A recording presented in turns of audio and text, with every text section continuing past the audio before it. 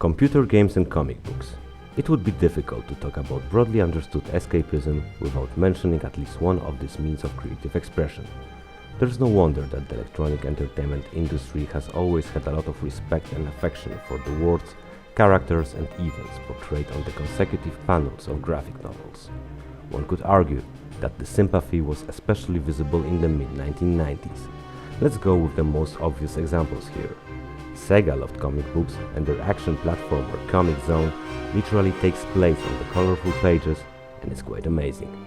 The people at Revolution Software and the executives at Virgin Interactive had a soft spot for the medium as well, and if it wouldn't be for all the comic panels and speech bubbles, the story of the dystopian adventure beneath a steel sky wouldn't be remembered so fondly today. Hell, even Electronic Arts seemed to be into the subject. Don't you remember? Don't worry, most people don't. But let's start at the beginning. I'm Magic. Welcome to JnG Games. The Dark Knight Rises. EA of the Trip Hawkins era did not seem particularly interested in becoming a big player in the point-and-click adventure game sector. Sure, throughout the years, the company was involved in publishing or distribution of a handful of titles in the genre, but saying that Electronic Arts ever tried to compete with the likes of LucasArts and Sierra would be stretching it. However, by the first half of the decade, adventure games were so big that completely ignoring them would be simply unwise from the business standpoint. This, quite obviously, has led to the necessary investments. In 1993, the company was already focusing on the insanely successful FIFA franchise and was making its first moves into the arcade racing genre by releasing the first installment in the Need for Speed series, but a certain portion of EA's resources has been allocated to a small yet ambitious project focusing primarily on interactive narration and nerdy escapism. The project in question, a third-person point-and-click full-motion video adventure game intriguingly titled Noctropolis, was handled by a rather unknown studio called Flashpoint Productions. Although the studio managed to release only 2 titles during its short lifespan, with Noctropolis being the one getting more attention, many of the specialists involved in the creation of the game were actually seasoned veterans of the industry with numerous titles in their portfolios. Names like Grant Erickson or Ron Saltmarsh are well known to the audience of the early FMV Tex Murphy games like Mean Streets, Countdown or Martian Memorandum. Roland Kippenhahn is one of the most accomplished video game producers of the mid-80s and 1990s, involved, among other things, in the development of the awesome The Lost Files of Sherlock Holmes, the case of the Serrated Scalpel. Worth mentioning is also Sean Mitchell, the writer, art director, and pretty much the main creative force behind Noctropolis. While at the time his achievements and experience in the industry paled in comparison of those of his colleagues, what Mitchell brought to the table was a passion for creative writing, graphic design, and superhero comic books. And these were pretty important assets, because Noctropolis is all about superhero comic books. The game tells the story of one Peter Gray, a guy who seems to have chosen the shortest straw in life. His wife has left him with his best friend, his downtown store selling vintage comic books is on the brink of bankruptcy, and his favorite comic book series, The Adventures of a Batman-like superhero named Darkshire, is being canned by its publisher. Peter is not at the most serene moment of his existence, and he does what pretty much every geek or nerd did at least once in their lives. He escapes into his hobby. The difference here, however, is that our boy Pete does this quite literally, and before anyone can make a joke about how cliché it all sounds, the protagonist finds himself on the dangerous streets of Noctropolis, a city drenched in an everlasting darkness, where the rays of criminal insanity are towered only by the over-the-top architecture, seemingly taken straight from Tim Burton's vision of the Gotham City. With the metropolis being abandoned by its watchful guardian, Darkshire, and with sinister supervillains rearing their ugly heads from all conceivable directions, the divorced bookstore owner decides to take matters into his own hands and to become the hero Noctropolis needs but not necessarily deserves. Or something like that. The Batman references are getting a bit blurry. What follows is a lengthy story of Peter becoming the Darkshire, fighting a plethora of criminal masterminds and saving Noctropolis from the evil arch-fiend Flux. All this is being presented in a leisurely pace of a traditional adventure game, the powerful threats are neutralized one mouse click at a time, and dialogue trees, puzzle solving and item collecting are a huge part of the overall experience. With its conservatively classic gameplay, the graphics combining digitized actors and full motion video fluff with spectacular backgrounds hand-painted by Sean Mitchell, at first glance Noctropolis seems like a sure hit that should resonate greatly with the audience. It goes without saying that a lot of passion has been put into the game, and that the people at Flashpoint Productions gave their best shot at writing a love letter to all the Watchmen and Vigilantes of all the countless superhero series out there. So what happened? How is this even possible that a game developed by a team of experienced specialists and released by a big-time publisher has become almost completely forgotten? The Dark Knight Falls. Well, to put things plain and simple, Noctropolis is not a very good point-and-click adventure game to begin with. By 1994, when the game has hit the market, the genre was already well established and certain standards were being expected. A great number of adventure games considered today to be classics, like Gabriel Knight and the Sins of the Fathers, Indiana Jones and the Fate of Atlantis, or even Beneath a Steel Sky, were already out, and in comparison, Noctropolis on many levels felt like something from the dark ages of electronic entertainment. While it is true that many adventure game developers of the 1990s were experimenting with different ways of conveying the player's commands and intentions into the portrait reality, the solution brought up by Flashpoint is almost baffling in its rigidness. Already from the first interactive scene of the experience, it feels like Peter Gray is nailed to the floor. And that is actually more of a problem than it may initially sound. Not being able to even walk around the scenes, it is difficult to not feel very limited, and in my opinion, leading to the state of player's mind works against a game where exploration plays such a huge role. This is however only one of the issues with the UI. The main problem is in fact the philosophy behind the damn thing. This is way too complex for its own good, and the impressive number of potential options doesn't exactly correspond with how the world of Noctropolis is organized. Even though it initially feels like one has a great deal of options and possibilities, the game makes it clear soon enough that you cannot go there, you cannot do that, and that this door is locked. Obviously, one could argue that to a certain extent every story-driven experience features such limitations, but the smokes and mirrors of Noctropolis are visible just a little bit too much.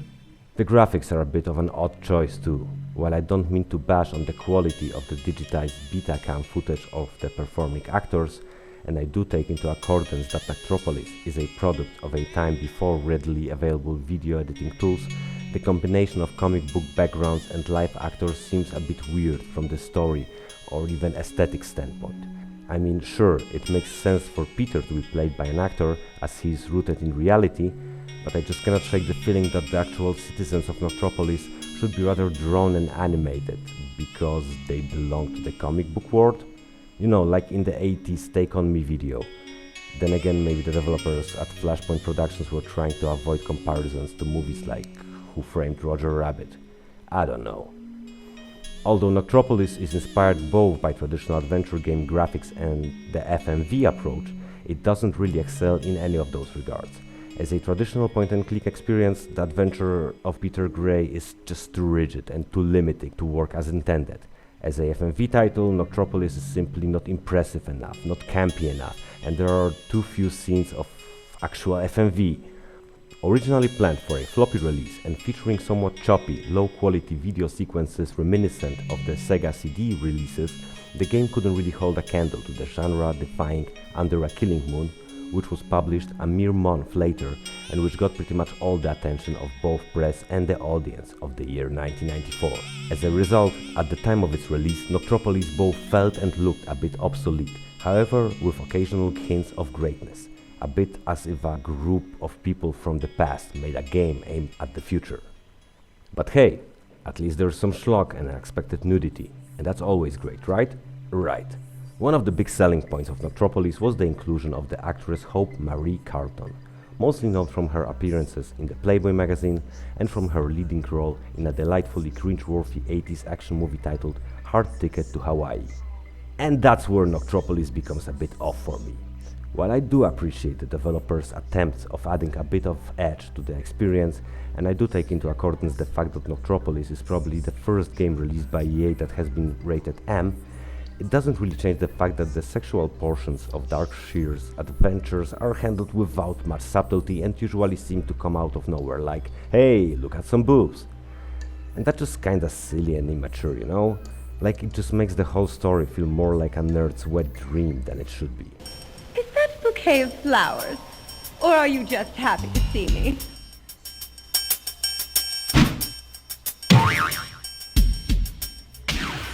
Of course, acting in Noctropolis is much more than just an occasional topless scene or two, as the story of the game features a colorful cast of villains and quirky citizens of the metropolis. A number of actors from the Utah area have been hired to portray the various characters. Among others, Noctropolis stars the aforementioned Hope Marie Carlton, Brittany Lewis, David Gene Thomas, Michael Berger, Arsenio Trinidad, and Brandy Snow, who pretty much steals all the scenes she's in thanks to her dedicated performance as the villainous top hat.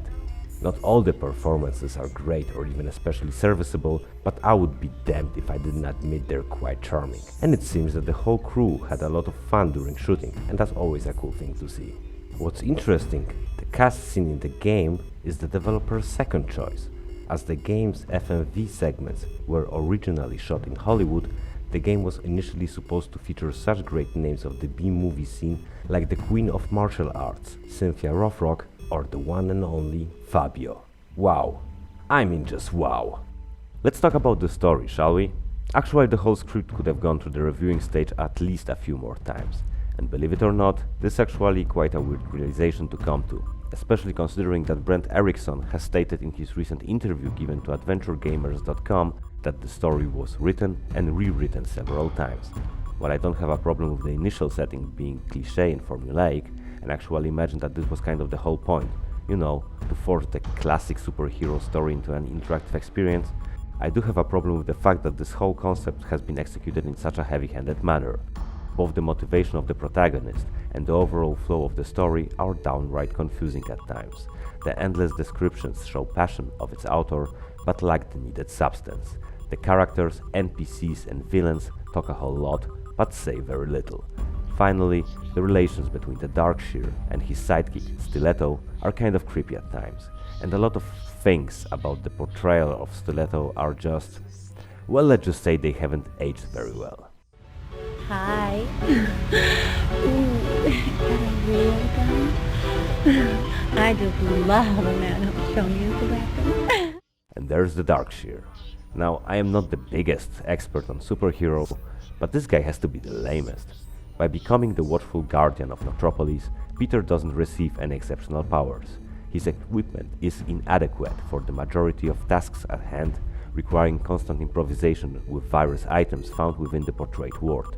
He gets his ass kicked a number of times, he has to resort to bribery to not get his ass kicked even more, and some of the things the game expects the protagonist to say or do are simply ludicrous, out of character, borderline insane. So you're pretending to be an inspector, Peter. Really, in your S&M outfit, and you believe that someone will buy this story. Oh. The Dark Knight struggles. By now I wouldn't be surprised if you would be thinking that Noctropolis brings only disappointment and frustration. But in fact, the truth is quite the opposite. There are two major reasons for that. I don't know what exactly happened between Flashpoint Productions and Electronic Arts, but it is clear that the game has been rushed out into the market way before its time. On many levels, the experience feels more like a proof of concept than a final game, and I would wager that this had to do something with the deadline set by the publisher. Even the early concepts featuring a unique trapezoid box for the game indicate that something bigger might have been planned, but ultimately a different route has been chosen. I mean, we have already established that Noctropolis was released a mere month before Under a Killing Moon, and it kind of makes sense that Electronic Arts would want to jump on the hype train for digitized content in adventure games, especially that thanks to the investments made in the Need for Speed game and Trip Hawkins' personal interest in the 3DO console, they had all the necessary technology, while the developers involved previously in the Tex Murphy games had all the needed knowledge. Of course, I am only speculating here and I have nothing to back these thoughts with, but the fact remains that a lot about Noctropolis hints at a bigger thing that was in plans at some point of pre-production. Some sections seem to be missing entirely, while many scenes feel like they want to finish already by the time they start. And this is a huge shame, because the world of Noctropolis is both intriguing and nicely sketched, and its lore, while not exactly original, is chock full of little details and inner workings. This game is even accomplished by its own comic book. Let's also not forget the fact that we are talking about a game developed in times when many tools, programs and technological solutions that are being taken for granted today simply did not exist back then. In fact, the game's co-creator, Brent Erickson, talks a lot about these particular details of the development of Noctropolis in his incredibly interesting, in-depth interview given to Ingmar Böke from AdventureGamers.com. I highly recommend reading it in its entirety to anyone interested in understanding why Flashpoint's main title ended up the way it did. Finally, last but not least, there is the amazing atmosphere that the city of Noctropolis evokes. A big portion of the game's feeling comes from the really impressive backgrounds and artworks, painstakingly hand-painted by Sean Mitchell. However, the experience wouldn't be the same without the amazing soundtrack composed by Ron Saltmarsh. Tracks in the likes of the game's main theme evoke uncondensed feelings of unabashed heroism and full moral support for civic vigilantism, and if this doesn't indicate that they're doing their job, I honestly don't know what does. The gameplay, while stiff and limiting, actually features some basic non-linearity and even side quests that are not required for finishing the story. It is difficult to not feel just a little bit enamored with the efforts of the developers who are trying to make Noctropolis a place that one would like to explore. And it seems that, to a certain extent at least, the authors of the game themselves wanted to explore the city even deeper. In an interview given to Scott Braid back in 1998, Sean Mitchell was noted to express his interest in working on a 3D sequel, but nothing ever came of these plans. Electronic Arts never looked back. Flashpoint has been acquired by Bethesda Softworks, and the creators of Noctropolis have moved on to work on the Elder Scrolls series spin-off Redguard. The Dark Knight returns. Is this the end of the story of Noctropolis then? Many factors seem to indicate that this is not necessarily the case. The copyrights to the game have recently returned to its creators, and the adventures of Darkshire have been re-released in November of 2015 by the good people at Night Dive Studios. The game has been not only modified to properly work with modern displays and operating systems, but it has been also fixed and updated wherever necessary. A number of bugs leading to dead ends have been eliminated, and the video playback subsystems have been reworked by the game's original tech wizard, Brent Erickson himself. Noctropolis is currently available in a number of places, including GOG.com, where it even has its own list of in-game achievements. Crazy stuff really, but I guess that's modern retro gaming for you. One thing is certain, throughout the years, Noctropolis has developed somewhat of a cult following, and judging by the reactions on the internet, there are at least some gamers out there who would love to return to the Twisted City. Personally, I think that crowdfunding could be the answer here. A modern take on the classic superhero formula, a more experienced and knowledgeable creative team, and the lack of the involvement of a publisher could prove only beneficial for properly tackling the potential of this project.